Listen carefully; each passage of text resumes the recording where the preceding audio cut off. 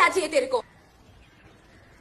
अरे बोल ना। जूस पिला दो, मौसम्बी का जूस पिला दो, मूड ऑफ है मेरा। जय श्री राम मेरे सभी सनातनी भाइयों, हम आपके लिए लेकर आए हैं एक नया वीडियो। तो जल्दी से वीडियो को लाइक कर दीजिए। अगर आपने अभी तक हमारे चैनल को सब्सक्राइब नहीं किया है तो तुरंत सब्सक्राइब कर लीजिए। और हाँ, नीचे कमेंट्स बॉक्स में जय श्री राम का नारा लगाकर वीडियो को शेयर कर दीजिए, क्योंकि हम वीडियो की शुरुआत जय श्री राम के नारे से ही करते हैं। जय जय श्री राम।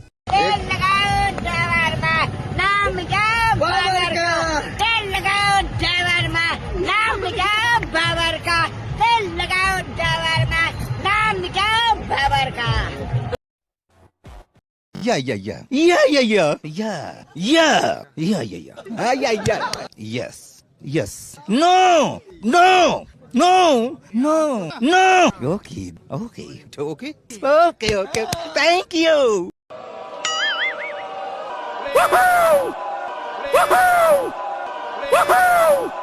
कौन है ये लोग?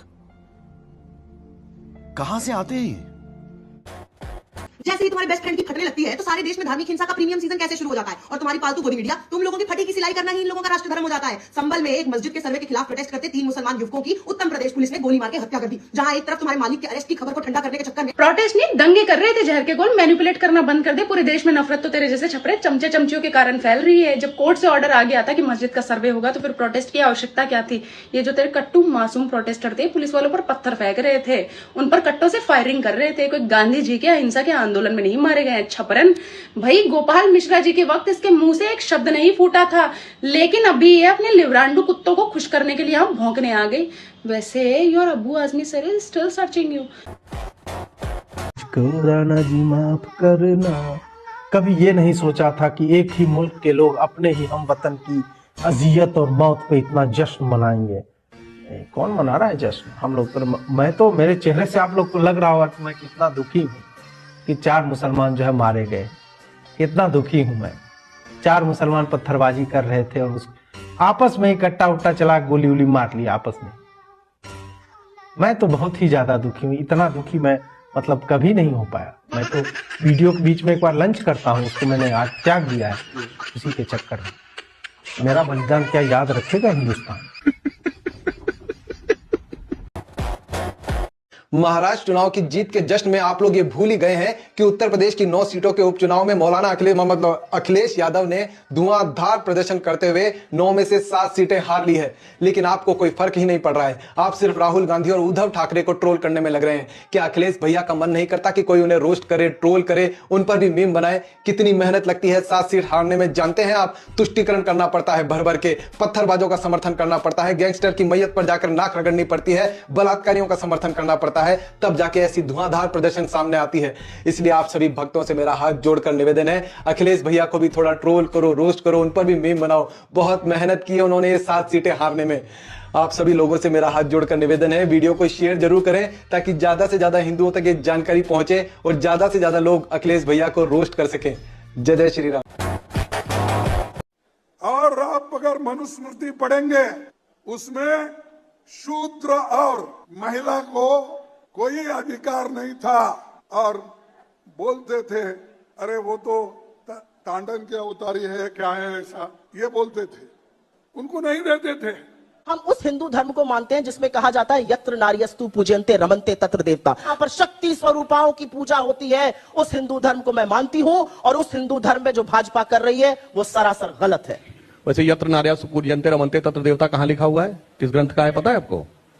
आपको इसमें आपत्ति है? नहीं। महिलाओं के अगर नाम बताइए, पता है? आपत्ति है? आपको आपत्ति है? ना लिखा कहाँ है? मैंने तो देखिए, वैसे मैं बता दूं दर्शकों के सुलभ संज्ञान के लिए, ये मनुस्मृति में लिखा है, जिसको बहुत ज्यादा ये लोग वो करने में लगे रहते हैं। मनुस्मृति में लिखा है यत्र नार्यस्तु पूज्यन्ते रमन्ते तत्र देवता। वालों की भी तो चोट आई है। तो चोट है, वो सही हो जाएंगे। चोट है, जिसका गया वो तो गया दुनिया से, वो तो वापस ना आएगा। तो फिर क्यों ऐसा पथराव क्यों ऐसा कुछ करना? पथराव ही तो कर रहे थे, कोई तुम्हें जान से थोड़ी मार रहे थे। बात बताओ, पहली बात तो ये है, हमें आत्मरक्षा का अधिकार है। हम कोई मरने के लिए भर्ती थोड़ा ही हो रहे हैं पुलिस में। अरे भाई हम इनसे मार देंगे, मरने के लिए भर्ती हो रहे हैं पुलिस में? अरे भैया हमारे बच्चे हैं, परिवार है, हमारा परिवार नहीं है। अब इनके लिए ये एक पढ़े लिखे आदमी को और एक इस तरह के जाहिल मार देंगे, एक जीवन खत्म होता है, पूरा परिवार, पूरी फैमिली है पुलिस वाले की। आप पुलिस में पुलिस अरे आप सिचुएशन देखिए ना, क्या सिचुएशन थी पुलिस की। ये जो एक बड़ा शब्द है ना, ये वॉश आउट, ये मीडिया का बड़ा चर्चित, उनका बड़ा, आप लोगों का बड़ा ये प्रिय शब्द है, आपको बहुत अच्छा लगता है ये शब्द, और आपसे ज्यादा आपके जो कमांडो वॉरियर एंकर स्टूडियो में बैठते हैं उनका तो बहुत ही उम्दा प्रिय है, रोज ऊपर लिख के आता है wash out wash out. We at ET now believe this has been a winter washout. Do you agree? Which we are calling the winter washout. I'm Supriya Srinath. Sambit Patra, who would you blame for this winter washout, son? A winter washout is what we are calling it. Was it worth it? Who is to be blamed? Parliament session is a washout, complete washout. It's winter washout. We've got. अरे साला, इतना अलगे fraud चल रहा है।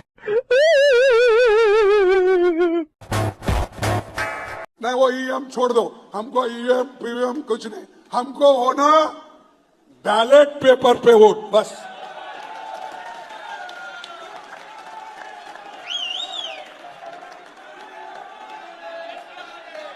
उनको वो machine उनके घर में तो रख लेने दो, या मोदी साहब के घर में रहने दो, या शाह के घर में रहने दो। अगर किसी गोडाउन में, अहमदाबाद में बहुत से गोडाउन बने, वहां ले जाके रख लेने दो, हमको बस पेपर पे करो। क्या है बीजेपी के पिछले पार्लियामेंट में, लोकसभा में 86 सीट आई, उनकी 86 सीट जीतने की ताकत तो आज तक नहीं बनी। उनका वोट मुश्किल से 8% था, बढ़ के 12%। 8% में 2 सीट मिली, 12 में उन्हें 86 सीट मिली। ये तो हिसाब जुड़ता नहीं, गणित बनता नहीं तो इस हिसाब से तो कांग्रेस को 500 सीट जीतते हैं तो कुछ जरूर। अदानी आदिवासी है क्या? दलित है, पिछड़े वर्ग का है। अंबानी आदिवासी है क्या? दलित है, पिछड़े वर्ग का है। टाटा, बिरला, ये आदिवासी है, दलित है, पिछड़े वर्ग के को नहीं। तो सारा का सारा आपका धन कोई सेंस बात नहीं, आपके जेब में से निकालकर उनके ओर जा रहा है। उसमें आप 5%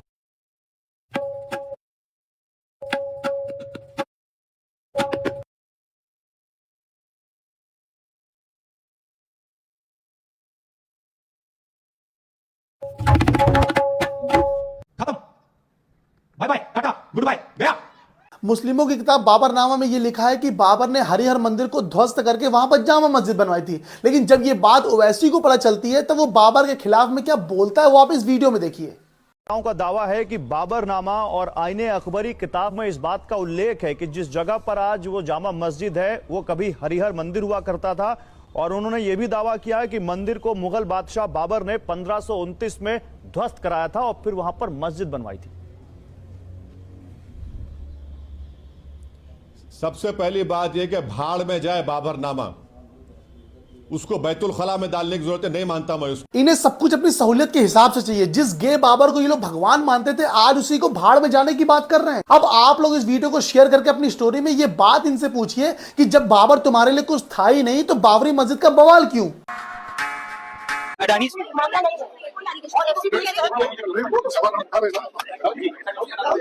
ग्रीन्स पे स्टॉक एक्सचेंज को भी लिखा है कि अडानी का कोई भी ऐसे एलिगेशन नहीं है। अरे ठीक है, आज हम तो उठा रहे ना।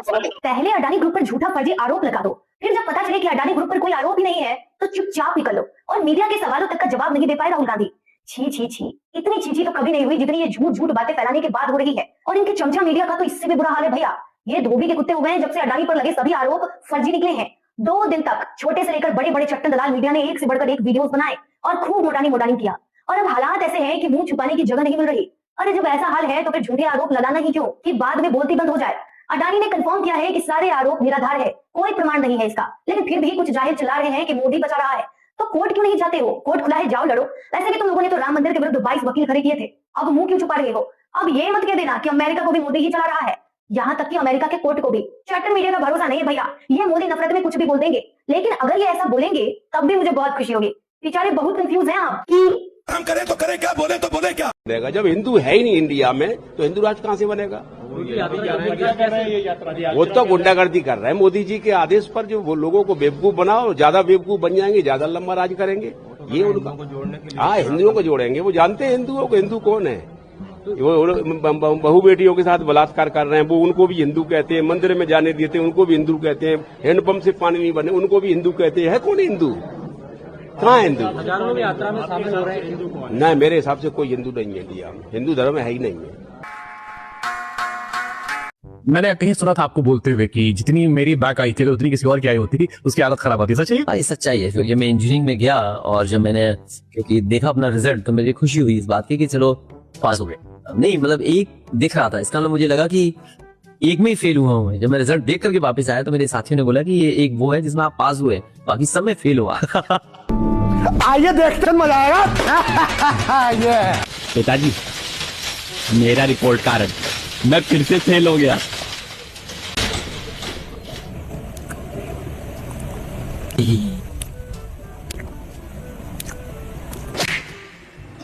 क्योंकि आज चलने वाली गोली में अगर 17 साल के नईम की मौत हुई है तो कल दंगे में वो गोली आपके 17 साल के बेटे नवीन पर भी चल सकती है। अमित शाह जी ने संजय राउत का अहंकार कुछ इस तरह से तोड़ा है कि इस समय ये क्या बोल रहे हैं इन्हें खुद नहीं पता। संजय राउत का कहना है कि महाराष्ट्र में हम लोग यानी उद्धव ठाकरे की शिवसेना और कांग्रेस का पूरा गठबंधन इसलिए हारे क्योंकि ईवीएम गड़बड़ थी। इनका कहना है कि चुनाव दोबारा कराइए और बैलेट पेपर से कराइए, बैलेट पेपर से। अब आप ही बताइए 2024 में रह करके आप हारने पर ईवीएम को फिर से दोष दे रहे हो और कहते हो कि जनता आपको वोट क्यों नहीं दे रही। ये नेता लोग कितने साल पीछे चल रहे हैं, आज भी जनता को कितना बेवकूफ समझते हैं। उद्धव ठाकरे जिनके पिता श्री बाला साहब ठाकरे जी हिंदुइज्म के लिए अपनी पूरी जान लगा देते थे, राम मंदिर के लिए उन्होंने अपनी पूरी जान लगा दी, उन्होंने दाऊद इब्राहिम से लड़ने के लिए पूरी जान लगा दी, पाकिस्तानियों को विफल करने के लिए पूरी जान लगा दी और हमेशा खुलकर के कहते थे कि मैं गर्व से कहता हूं कि हिंदू हूं। उन्हीं का बेटा उद्धव ठाकरे कभी पाल घर में संतों के साथ कुछ हो जाता है तो कुछ नहीं बोलता, कोरोना में किसी के काम नहीं आ पाता, अभी धारावी में लोगों के मकान दोबारा बन रहे हैं तो उसमें उनको आपत्ति होती है, औरंगजेब के प्रति संवेदनाएं व्यक्त करते हैं, बाला साहब ठाकरे को ही जनाब बाला साहब ठाकरे कहते हैं। इस तरह की पद्धति पर खुद चल रहे हैं और कहते हैं कि ईवीएम खराब है। यही कारण है कि मोदी हमेशा जीत रहे हैं और आप हार रहे हो, क्योंकि मोदी इतना आगे का सोचते हैं। जब 2013 या 14 चल रहा था उस वक्त वो 3D रैलियां करते थे, उस वक्त सोशल मीडिया के जरिए कैंपेन चलाते थे और आज आप 2024 में भी रहकर के 1950 में जी रहे हो, इसलिए हार रहे हो। संजय राउत तो पूर्व सीजेआई चंद्रचूड़ जी पर भी आरोप लगा रहे हैं कि जब ये चीफ जस्टिस ऑफ इंडिया थे तो इन्होंने शिवसेना के टूटे हुए विधायकों की सदस्यता रद्द करने में टाइम लगा दिया, इन्होंने कोई फैसला ही नहीं सुनाया, इस वजह से हम हारे। ये भूल गए कि जनता अब ये जान चुकी है कि आप किस तरह से संविधान के नाम पर लोगों को बेवकूफ बनाते हो। संविधान की किताब दिखा करके लोगों से वोट तो मांग लेते हो और उसी संविधान की पद्धतियों को फॉलो करने में आप कह रहे हो कि सब गलत हो रहा है। उसी प्रकार से आप लगातार परिवारवाद को आगे बढ़ाए जा रहे हो। इसका बेटा सीएम बनेगा, उसका बेटा फिर सीएम बनेगा, उसका बेटा फिर सीएम बनेगा और कहते हो देश का लोकतंत्र खतरे में।